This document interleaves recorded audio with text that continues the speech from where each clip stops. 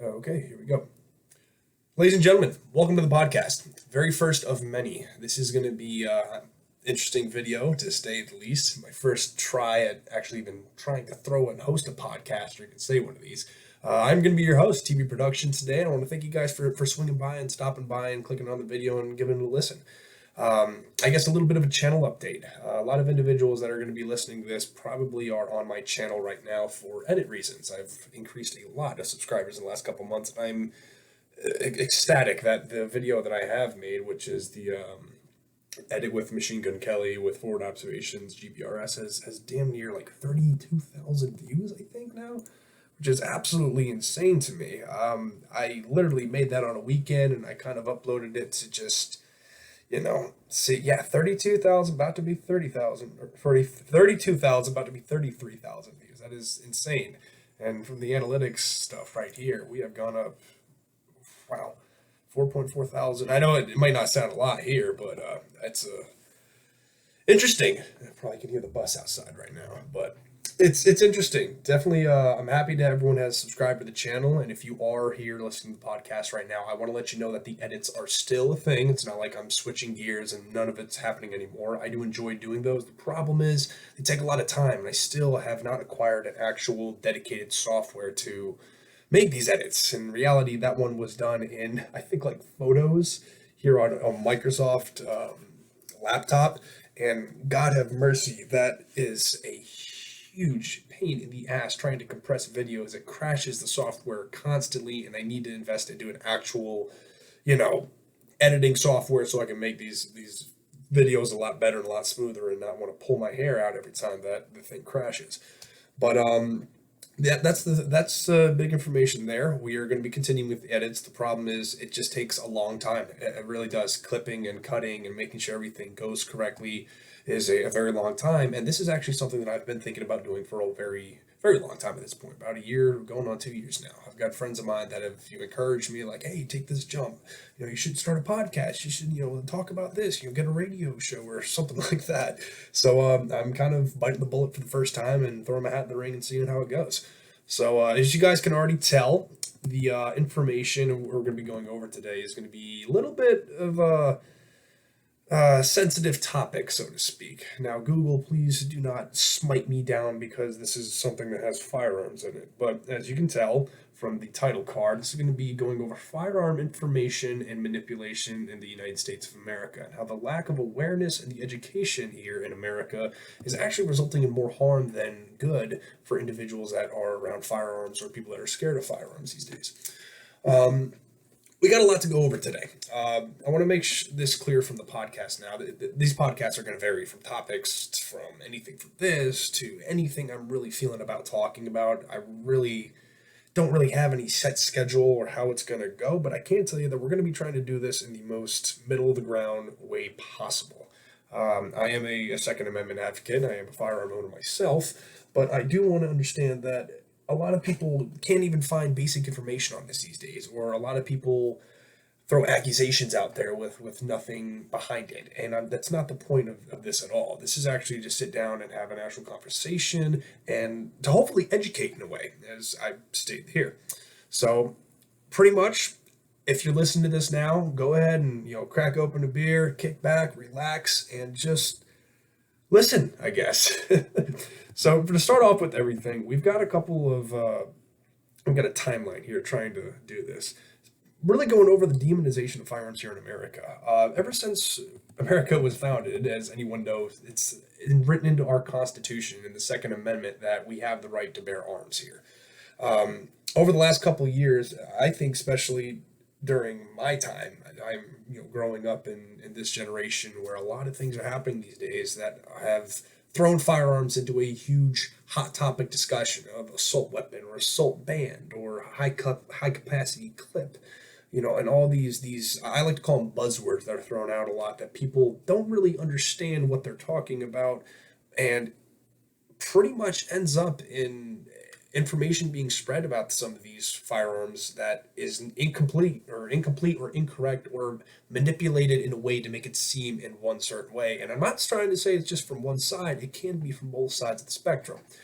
So one thing that I've found very interesting is that back in the 1960s here in America, firearm safety was something that was taught in public schools. And from what I can tell and the information I've gathered, it wasn't until the Omnibus Crime Control and Safe Streets Bill Act that really stopped that in schools, which is it's something that's interesting. We're individuals here that are around these, whether we like them or we don't like them or whatever your view is, they are here in America. And when I was growing up as a child, I was raised around firearms. My grandfather had, hunting rifles from shotguns to an AR-15 to a pistol. And it was a very, very, important lesson that I learned at a very young age with a Red Ryder BB gun of basic three things of firearm safety. Don't point it at anything you don't plan on, harming or killing. Don't keep your finger on the trigger, and treat every weapon as if it's loaded. And nowadays, a lot of individuals don't even know the basic three steps of safety around a firearm.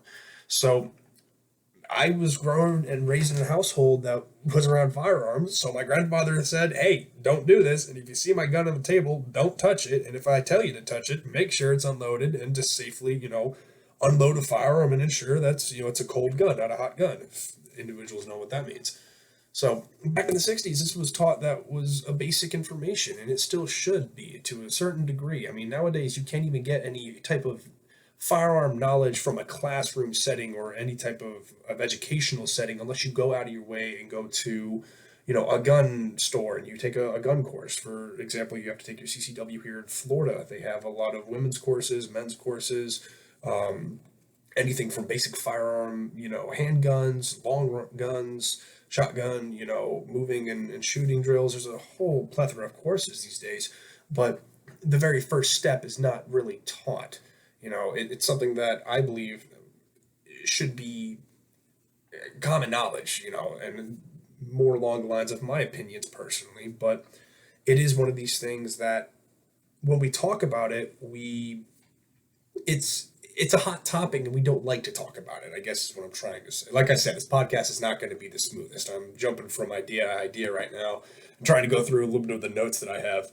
But one thing that we also, which I find is very hypocritical here in the United States of America, when we talk about having a tax code or something about business, who do we invite to the conversation when it comes to these legislators, these senators, these representatives that usually make the choices on these type of things? Well, when we have these discussions about this, we invite, the economist, the business individual. We have talk about healthcare in America. We invite, the doctors. We invite the physicians. We invite, anybody that's in that related field. But whenever we have this discussion about firearms in America and the Second Amendment, it seems that we always are inviting everyone to the table that seems to have no prior knowledge or willingly manipulates the information for a certain agenda, but we never invite the responsible gun owner, the person who has passed his background check. He is, he owns let's say he owns a firearm and a pistol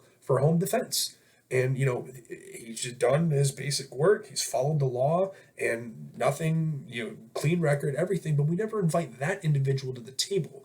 We have a lot of policymakers and politicians that make these laws about these firearms and these weapons when they have no idea what they're talking about. I ask this question a lot to a lot of people who really push the AR-15 ban. I look at them and they go, "Oh, AR-15 is an assault weapon. It's a weapon by the military. The good old the full semi-automatic."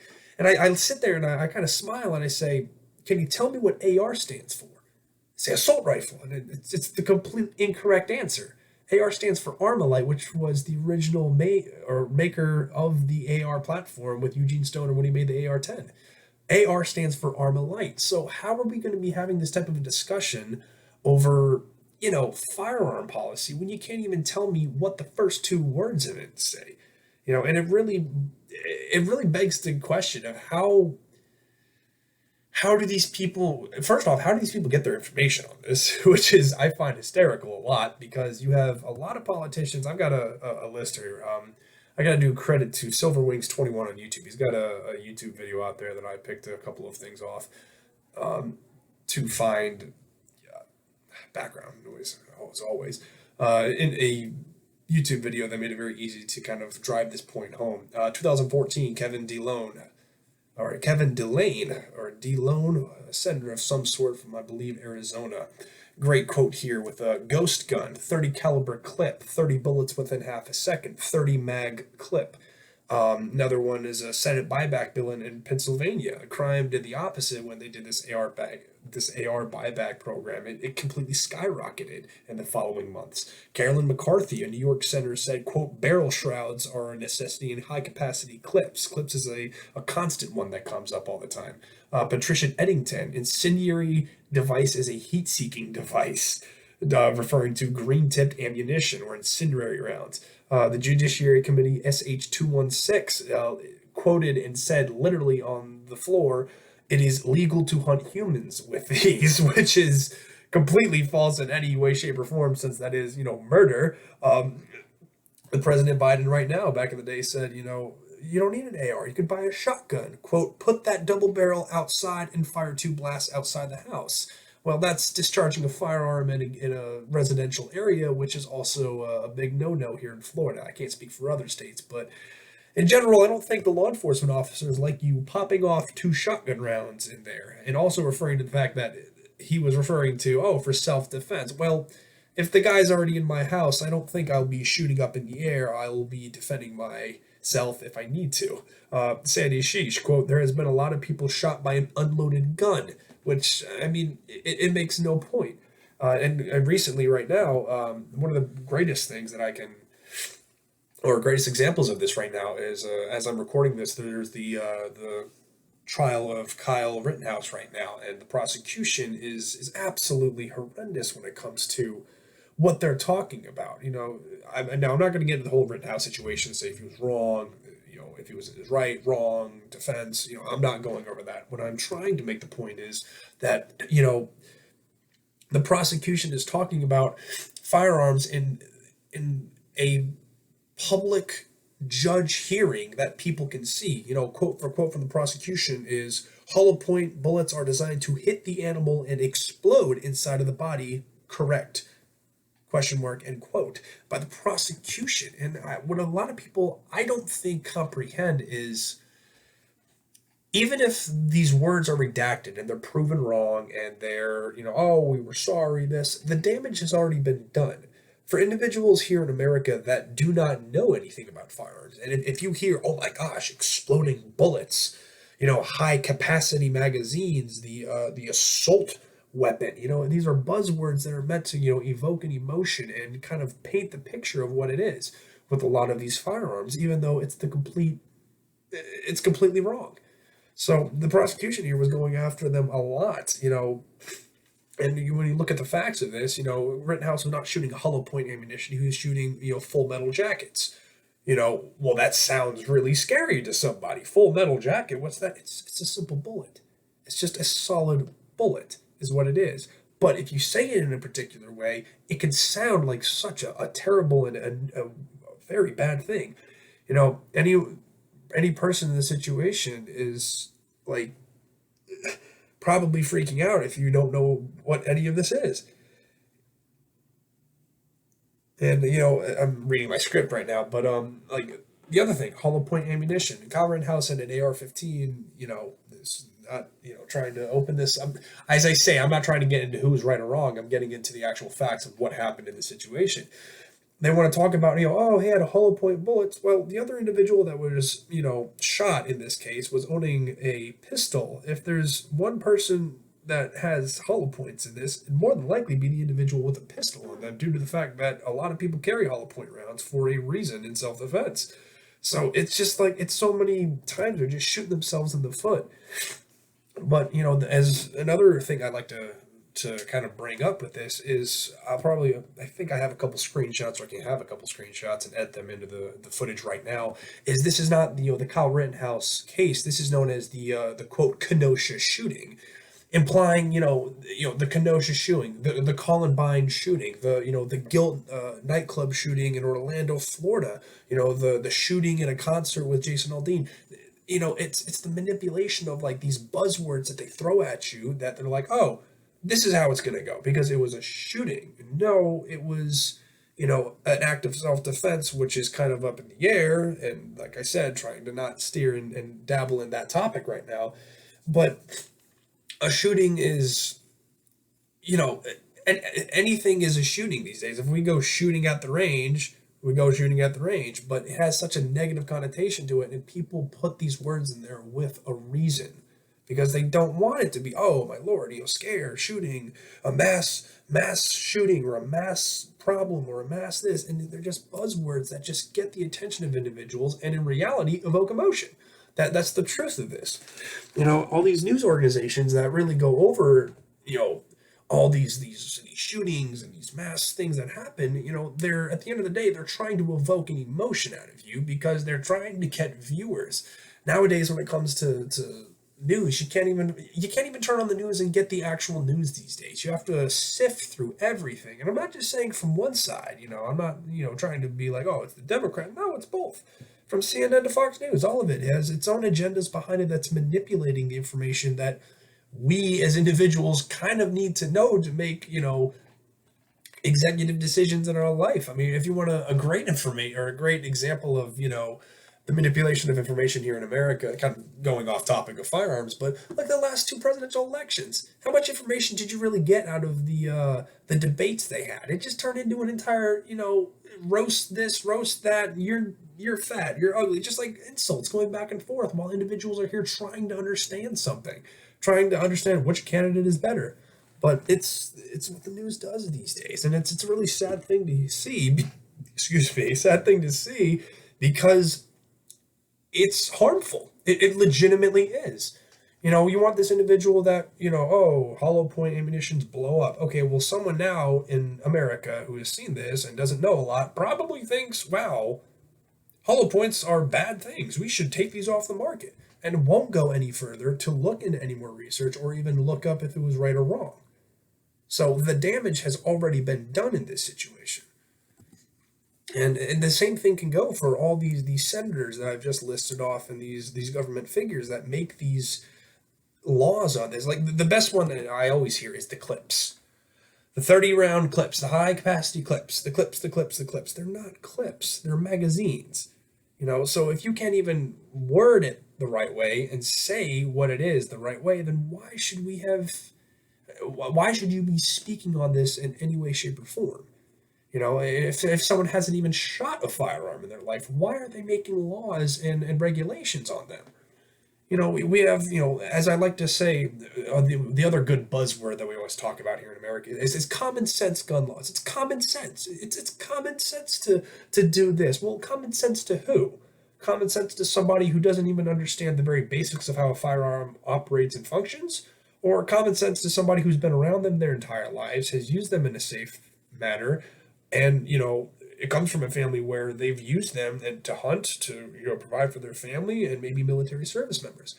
Well, there's a difference between common sense there. As my grandfather likes to say, common sense is sometimes not so common. So if you think common sense gun laws is to, oh, we should eliminate all magazines that are, high capacity, anything that has 30 rounds in it should be, eliminated. Well, we've had 30-round magazines ever since guns were around. And another point I'm going to transition to here in a little bit and put another picture on the screen is people don't even know exactly what they're looking at sometimes. The AR-15 has been blown up into this huge thing. Like everyone knows what an AR-15 looks like these days. From rather you've seen it in movies, you've seen it in a TV show, you've seen them in video games, or you've seen them on the news. Everyone knows what an AR-15 looks like. It's the big, scary looking firearm that's, it's a black looking firearm. It's got a scope and all these crazy sorts of things, when in reality, they don't really do anything that, increases the lethality of this weapon. If you have a scope on your firearm, well, okay, it allows you to shoot at a distance, for example, or if you have a grip on it, you can hold it so you can hit a target correctly. But people will twist these things, it is a tactically dangerous 40 millimeter grenade, and it's like, no, it's not. You don't even know what you're talking about. So what I'm going to do now is I'm going to put a picture on the screen here at a lot of, it's going to be interesting. So What you're seeing in front of you right now are two different guns. They're both Ruger by the same manufacturer. So what people might be thinking in this situation, if it's someone who doesn't know anything about guns, you're probably going to think to yourself, wow, the top one looks really scary. It's got, as the lawmakers and politicians would like to say, the black furniture, the extended clip, the scary looking black gun, and then below it, you would probably have something that you would call a hunting rifle, because it's just a basic hunting rifle. When in reality, these are the same two caliber of weapon, exactly the same. The one on top is a Ruger. It's their 5.56 model, the Ruger AR 5.56, I believe is what it's called, and the one below it is the Ruger Mini 14 chambered in 223. 223 and 5.56 are similarly pretty much the same caliber, and both ARs 15s and this quote unquote hunting rifle that you see is also a great example of, hey, these are the same thing.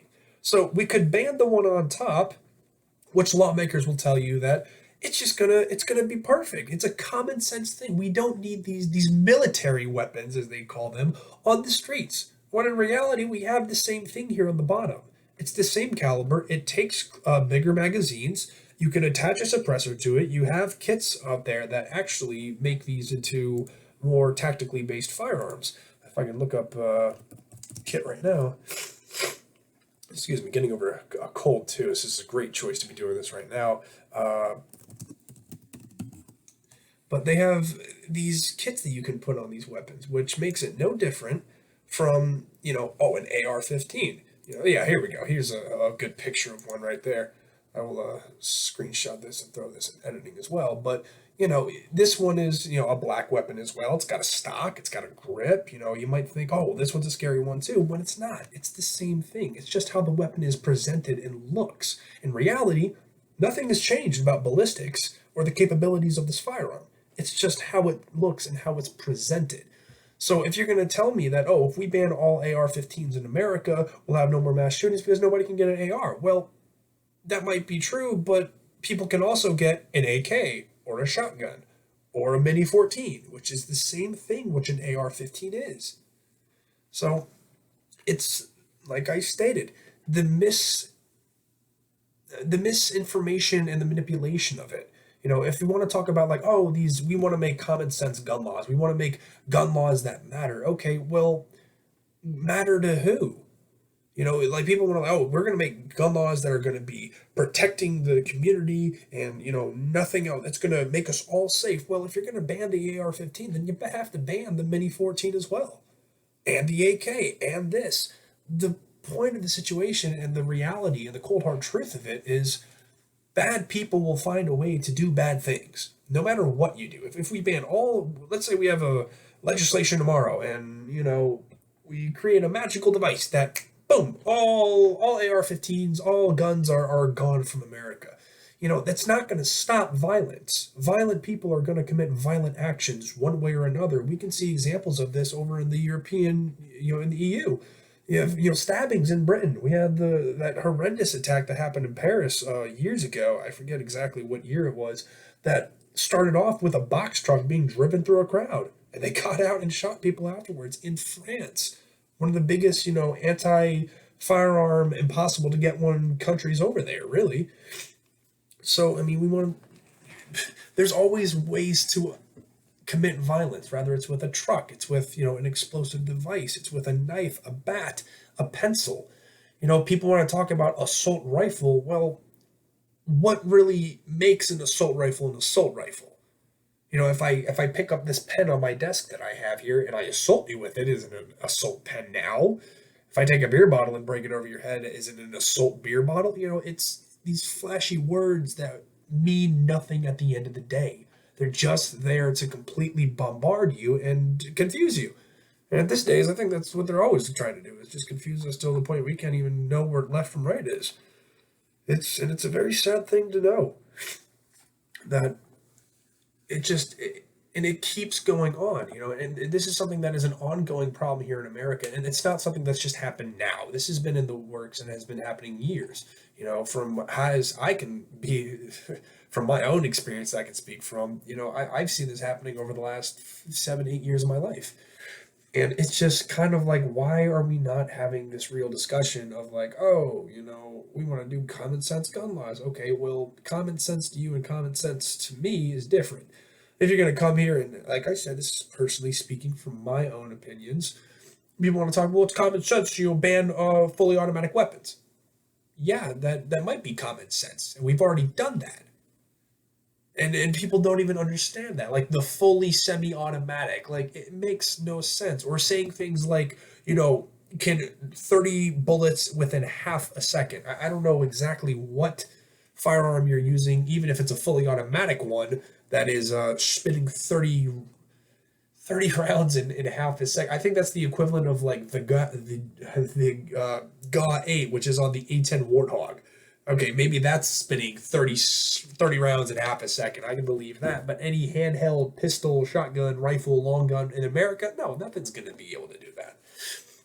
But for the people that don't know anything about it, that is now the standard. And the thing is, and this is the problem, this cycle will continue. No one will sit down and like, oh, you know what?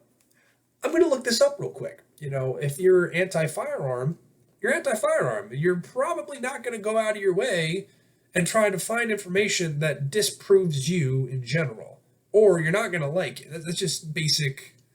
You're not going to go out of your way to do this, which I hope a lot of people should start doing in general in our country. And firearm information is one of them. If you were going to go out of your way and do the research, look up these things and educate yourself on these things, you'd understand that we can sit down and have these discussions. Firearm people on the Second Amendment side are, we're not, on the contrary, we're not really like trying to start anything. The only thing we want is for people to educate themselves so that when we have these discussions, we're having a civilized, educated discussion that both people know what they're talking about. But when you try to have a discussion with somebody that doesn't even understand the very basic principles of firearm safety or have any idea what they're talking about, it becomes difficult to have that because an individual can be very stuck up and stubborn in their own ways.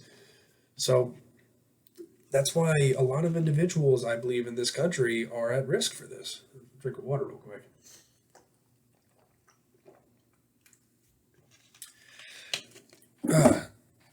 Kind of going around in a circle right now. I'm trying to find the next topic to jump to here on my list of information. But as we stated, like history's on firearm. Or let's do a history on firearms in general. In this situation, you used to be able to order a firearm in the mail and have it delivered to your front door. Now, I'm not saying we should go back to those times right now. It'd probably be a interesting switch if that ever did happen, which the sky will turn purple, I believe, before that's ever allowed ever again. The ATF will never regulate that. But like information on firearms and people, here's a great example right now. We just actually went through this about a year ago with the whole classification of pistol braces here in America for ARs. If I have a 16-inch weapon or a 16-inch AR-15, it has to be on a rifle lower, rifle up or rifle lower. But anything that's shorter than 14, shorter than 15-inch or 15, Jesus, man.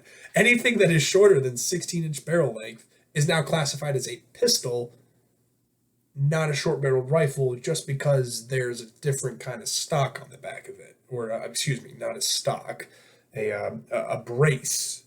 Doing big air quotes over here. Even though that firearm can now be shot and used in the same way that it was beforehand. It's just another good example of government regulation trying to make the world a quote safer place, but just getting in the way of things. People have built pistol lowers and they got around it. And great example of getting around stuff right now. You can look at rare breed firearms and their FRT-15, the forced reset trigger that was developed, which converts a semi-automatic weapon into I guess in this case you could call it a fully semi-automatic with big air quotes. That is in a different gray area for sure, but ATF doesn't like it, so ATF's going to send them a shutdown letter. And then Big Daddy Unlimited, one of the big people that supplies the industry with a lot of gun stuff, created their own uh, version called the wide open trigger, WOT, I believe. So at the end of the day, if you're a good guy, you're a bad guy, you're going to find a way to get around it if you truthfully want to obtain or do something along these lines. You can't regulate and you can't control everyone, but what we can do is educate everybody on this problem that we have here. When we talk about a lot of firearm stuff in America with homicides, for example, I'm going to tell you statistics right now here that percentage of homicides by firearms in the United States. It's around 63.6% 2014, which is a high number. It is, sadly. But what you don't understand, and I'll put up the graph now, is that was the lowest ever since 2006 to 2020. Statistics, this is a graph from statista.com. And it's the truth of the matter. We have an increase in 2020 and 2016 over here from, the previous year 66 to 67.7, and then from 73.2 to 76.7. And that could be associated with a lot of different things, theoretically, and from what I'm thinking is, elections. As we always see, firearm sales skyrocket every election year. Every 4 years, firearm sales go through the roof, as well as ammunition sales and everything that goes along with it, because people fear buy. People fear buy a lot, and that's even one of the most that's one of the most dangerous things you can be doing as somebody who is, anti-gun. The amount of people that I know that are anti-gun and have reached out to say, okay, what do I buy? What do I get? Do I get a Glock? Do I get this? And I'm like, calm down for a second. First off, why are you purchasing a gun? Oh, because I want to defend myself. I don't feel safe. With everything going on. I'm as the elections go, I buy an AR-15. I'm like, okay. First off, there's other things you can do. Second off, educate yourself. If you buy a firearm out of fear, you go to your gun store tomorrow, you drop $1,000 on the counter, you walk out with an AR, or once you walk out, you wait for your paperwork, you do everything, you grab it, you grab 500 rounds of ammunition, and you take that gun and you go throw it under the bed, and you throw it there, and it's like, okay, I'm ready, just in case it happens. You are a huge problem in the AR, or I wouldn't say AR, in the firearms community. The biggest thing that you can do, and another thing I push for a lot, is you have to shoot your firearm. When you're doing these type of actions, you're not, I dare to say, you're not being a responsible firearms owner. You aren't. If you're going to go out and purchase a firearm, you should go, if you have no idea, you have no background, you've never shot before, you need to go and, first off, have a discussion. You would be surprised about how people over in gun stores love to talk about it. We're not sitting in the corner waiting to bite you, so to speak. These people work there for a living, and they are there to help you. And if you're going to go to customer service at Walmart, they're there to help you to get. Well, it might not seem like it all the time, but their goal is to help you to have a product, solve your problem, move on. Same thing with firearm stores. You can walk in and say, hey, I have no idea what I'm doing right now, and I really would like to purchase a firearm because I feel, I want to protect myself. And most of the people be like, perfect, come on in, sit down and have a great conversation with you. And it's what a lot of people need to do. If you're going to go out and purchase a firearm, for self-protection, okay, well then you might want to go with, okay, do you need an AR-15 for home defense? In certain situations, no. I dare to say you don't. AR-15 was not it's become the staple for a lot of sales because it's a universal and it does a lot of good. It's a universal weapon that does a lot of good things well. If you need to go hunting for it to provide for your family, you have the ability to do so. If you need to defend yourself and your property, whether it's from a government figure or whether it's from someone breaking in your house, it has the ability to do that. It has the ability to be, taken apart, cleaned. It's a very basic and straightforward system. And, that's why a lot of sales go through it. But you can buy something along the lines of a shotgun if you do want to go that route, or a pistol, or, anything. You can buy an AK, for God's sakes.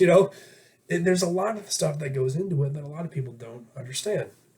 The next part of this is shooting your weapon. You have to be able to shoot a firearm and shoot it proficiently enough to understand, hey, this is what this tool is doing. This is, You have to go to the range and understand the fact that you are picking something up that one little mishap, you're controlling a detonation in front of your face that is launching a piece of metal at around 1700 to 2400 feet per second. That is a tool that it is very easy to do one miss up and very easily lose your life or hurt, harm, or kill somebody else. If you are not educating yourself with this, you're not going to, let's say, you buy, let's say it's good old, let's say Timmy. Timmy is the one that went out, bought an AR-15, 500 rounds of ammunition. Has never done anything, played a couple games, goes to the range. Starts, trying to get this thing to work and everything, doesn't ask anybody, has no idea. Timmy has now just put everybody in this range in danger because of his own actions. And I wouldn't say his actions and the actions he has not done. There is no shame in taking one of these beginner courses or reaching out to a friend like, hey, I bought a firearm. I kind of don't know what I'm doing. Would you mind teaching me? And the truth of the fact is, a lot of people that own firearms don't. Like, same thing as the people that work at the store. We're not going to bite you. We're going to be like, yeah, I'll bring my stuff with. Let's go to the range. We're regular individuals that have regular lives. We drink coffee like you. We go, we eat, sleep, and shit just like you do. We really do. And the fact that these people, usually from perspective of firearm owners, when these people have these conversations and they do reach out to us, we're like, thank God, one less person who's going to end up killing somebody by accident. So it's a huge thing that a lot of people, I guess, need to get over. I guess a stereotype in a way, or a certain viewpoint of it. But it's something that needs to be broken down, I guess, is really what it is. It's a barrier that needs to be broken down because we should be able to sit down and have these discussions. I should be able, and that's not even firearms, that's just everything in America that's going on. I should be able to sit down with somebody who is anti-gun and say, why? Why are you thinking the way that you're thinking? And you know what? Sometimes it's not because of because of political.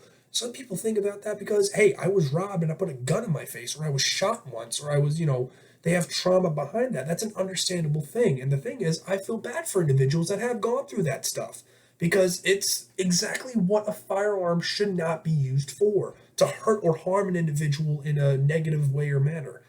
They should be a tool that is used to defend your life, liberty, and your constitutional rights. There's a reason why here in America, we have established that the Second Amendment is number 2. And, there's a lot of people that, I think there was even a court ruling over this a while ago. Don't quote me on this. But it was about, what the Second Amendment states. The Second Amendment states, let me pull it up real quick because I can't remember it word for word.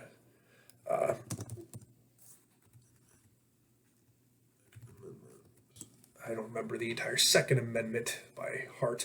I quote, a well-regulated militia being necessary to the security of a free state, the right of the people to keep and bear arms shall not be infringed.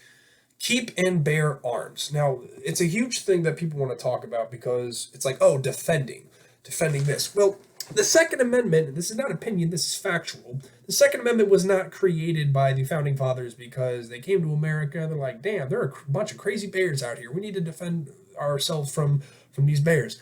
They did it because they were defending themselves from the greatest nation and the most dangerous nation that had ever been seen on the face of the earth at that point in 1776. Britain, you can't fight back against a government if you don't have a firearm to do so. There's a very limited amount what you can do with, pitchforks and machetes and butter knives. And the thing is, this is something that is seen throughout history for years. If you look at the rise and fall of a lot of communist states and, USSR, for example, the greatest example can be Nazi Germany. When the Jews were first facing their prosecution, what's the first thing they did? Take away their guns. They did the same thing in Germany. They did it in Czechoslovakia. They did it in Poland. They did it in all these states because you can't fight back if you don't have a firearm. And that's the reason why the Second Amendment was listed. It is listed here because it is in defense of the government. And anyone that tries to tell you otherwise is wrong. It's the reason why. And I wish we had the ability to, give good old George Washington back from the dead and ask him. But The fact of the matter is, it is slowly and how, I would not even say slowly, it is very quickly being manipulated to say other things and to have it viewed in a different aspect. Truth of the fact here is you have the right to own a gun in America. And it is protected by your constitutional rights. And it is protected by your constitutional rights and is on the Second Amendment for a reason. And it was not for, somebody to break in your house and try to steal your stuff. It was done because we need a well-regulated militia to put the government in check. There's a lot of things that the founding fathers said. I believe something, I think it was Thomas, the blood or the tree of freedom. Freedom must be water. Yeah, hold on. Here it is. I think it was Thomas Jefferson. Yeah, Thomas Jefferson. It's a great line by him here, talking about the tree of liberty. And I'm trying to find it here at the moment. The tree of liberty must be refreshed from time to time with the blood of patriots and tyrants. And it is a very true statement. Freedom is something that is not free in the United States of America. And our founding fathers knew that, how much our freedoms meant. We originally came here to escape from religious prosecution.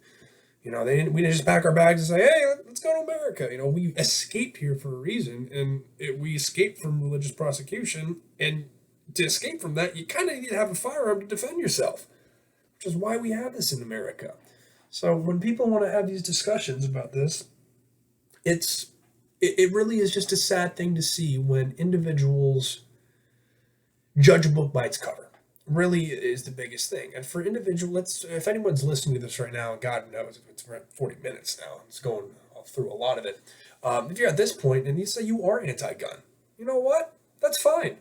That's an amazing thing for you to do. And I wish I could leave my door unlocked and my pistol at home. And, I didn't have to worry about having a firearm to defend myself and my family. I really do. I wish we could all live in that great world. But the one thing that we cannot do is stick our heads in the sand and realize that we're still exposed an individual. Just because you can't see a threat does not mean that it does not exist. And if anything, it's very arrogant and it's very, I dare to say, immature that we do not have these conversations and we do not think that these things don't happen. To say that, the government is never going to, do anything like that, it's arrogance. It's complete arrogance. Look at history. When individuals have power, they will abuse it. It's only that. I'm kind of getting ranting on different topics now and touching different things, but the fact is, it's the truth, and the only thing that will ever stop a bad individual with a gun is a good guy with a gun. Why do you think we have the police here? The police carry guns for a reason, and not to get into that whole topic of police this and that, and probably is going to be a discussion for a further podcast down the road, which I hope to actually bring a couple of my friends on for, so we can sit here and actually have a right discussion about this and hear both sides of the story, because that's what we're trying to do here, or I'm trying to do here. I want both sides of the story here. I don't want the individuals to be like, this is a bad thing, we're not going to listen to you and this. No, that's just arrogance, and that's found on both sides of the spectrum right now. No matter which side you swing, left or right, liberal, conservative, Republican, Democrat, it's a huge thing in America, is that we do not sit down and we don't have these talks, and we don't even, I feel like we get so enamored in this stuff, and so your red vision, red eye, you idiot, this and this. At the end of the day, we're Americans, but we're also humans first. We can sit down and have a discussion about this. This is something that we have to have a discussion about, because if we don't, this process is only going to repeat itself. Individuals will not be educated on these problems. They will not be aware of what's going on.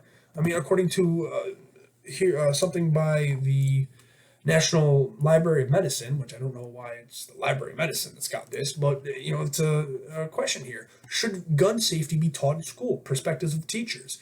And right here it says, in total, 62% of the 102 correspondents indicated that they favored the teaching of gun safety, while 13% disapproved and 25% had no opinion.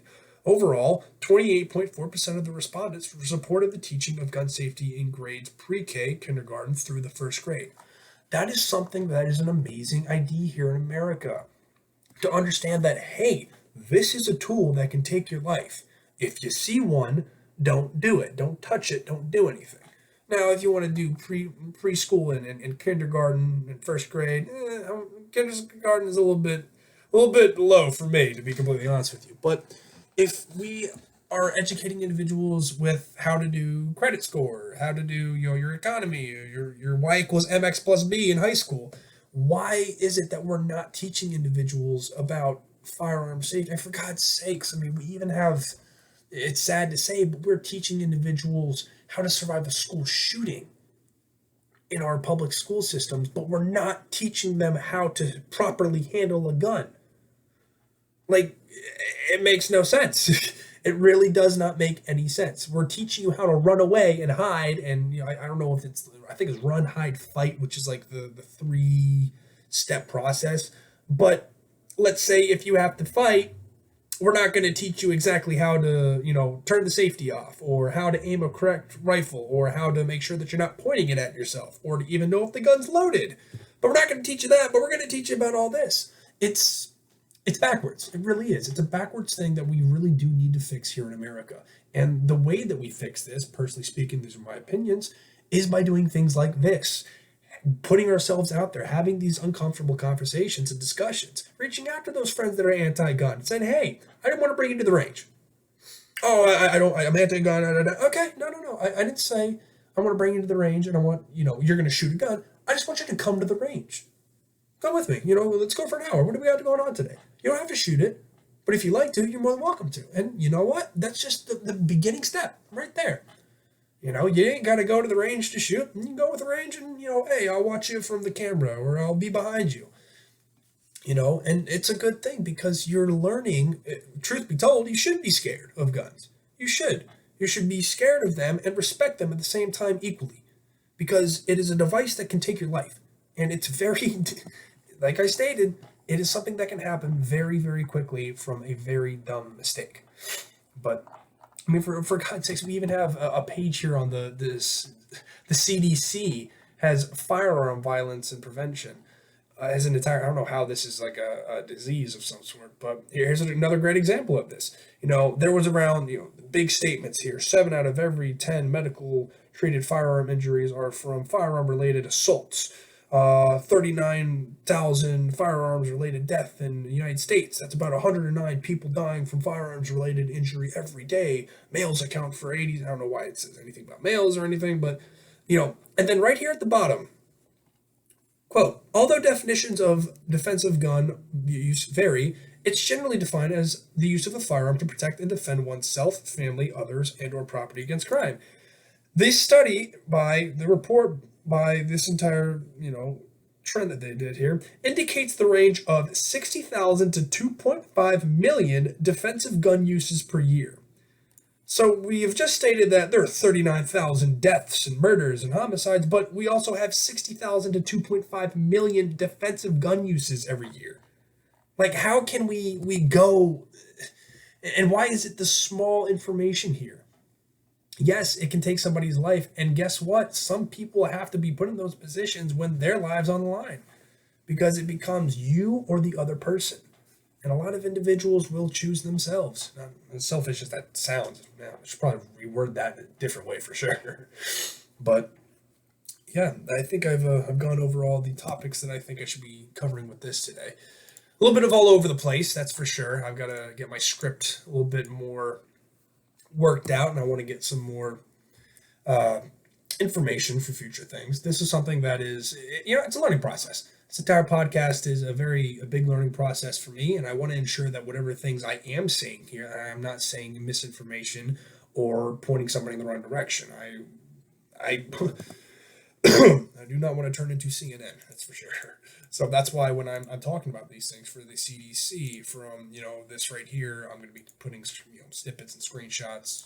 But as you're listening to this, it'll probably already be done, or it will be done. You can edit this right now. But yeah, that's pretty much going to complete this podcast. So if you made it this far, congratulations, it's over. You can take the bleeding eardrums out now, hearing my terrible voice right now. But yeah, thank you for coming by. I appreciate it if you guys made it this far. Definitely, look out for the next one, because these things are things that I like to do. it's me talking to this and talking about things that matter. The next one may not be so much on firearms, it might be on the new fall video game stuff coming out. I'm a huge Halo Infinite person, a huge Halo player, and I am hyped for this, so I might do that. Might not, got to see. But these things are, in general, a lot easier and quicker to make than an entire long 5-minute edit thing.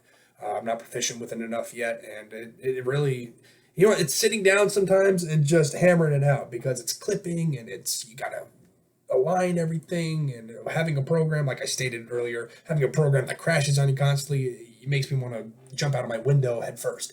So these podcasts, I'm aiming to do one a week. Hopefully on Sundays. This one will be coming out on Monday. Wi-Fi issues here, so yeah. I want to take a huge edit. Forgot.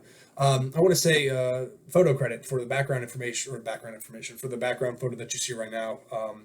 At White Phosphorus on Instagram, or White Phosphor on Instagram. Bunch of good guys there doing a lot of good stuff. Full credit to them. Also, as I stated earlier, there is a YouTube video.